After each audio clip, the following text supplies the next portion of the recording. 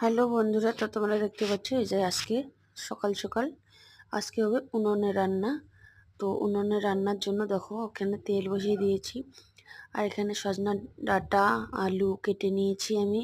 তো তার মধ্যে পাঁচফোড়ন তেজপাতা তো আমি দিয়ে দেবো। তো সকাল সকাল যাই হোক, গুড মর্নিং তোমাদেরকে সবাইকে, মমতা কিচেনে সবাইকে স্বাগত।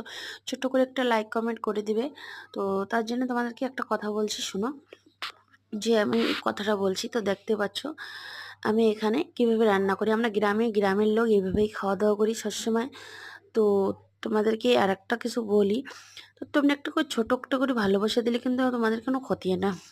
তো আমি এগুলোকে দিয়ে সব কিছু দিয়ে, তো দেখতেই পাচ্ছ আমি এখন এখানে দিয়ে দিলাম আলুটা। কিন্তু আমি ছিলে নেই, এমনি ধুয়ে দিয়ে দিয়েছি যেহেতু নতুন আলু।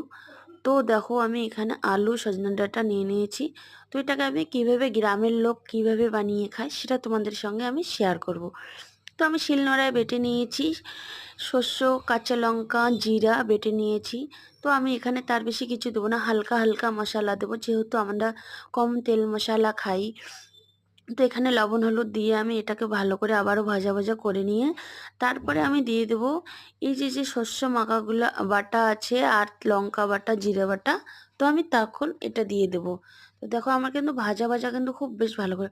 তার আগেও তোমাদেরকে বলছি আমি, অবশ্যই তোমরা কিন্তু সাবস্ক্রাইব করে দেবে মমতা কিচেনে। তো দেখো আমি এখন দিয়ে দিচ্ছি জিরা বাটা লঙ্কা বাটা। লঙ্কাটা এর জন্য বেটে দিলাম, বাচ্চারা লঙ্কা আসলে ছোটো ছোটো ফেলে দেয়, তো তার জন্য আমি লঙ্কাটা দিয়ে দিলাম।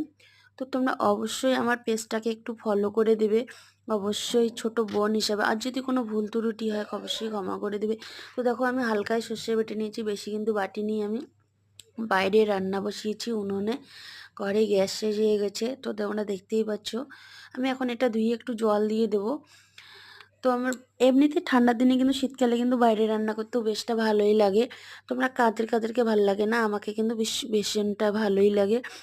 তো দেখো আমি এটা ভালো করে নাড়িয়ে চাড়িয়ে নিয়ে নেব, নিয়ে তারপরে কিন্তু আমি এখানে আবার কিন্তু জল দিয়ে দেব। তো দেখো আমি ভালো করে নাড়াচাড়া করে নিয়েছি, এবারে দিয়ে দেবো আমি জলটা। আর জল দেওয়ার আগে তোমাদের সঙ্গে একটা কথা বলছি, শোনো।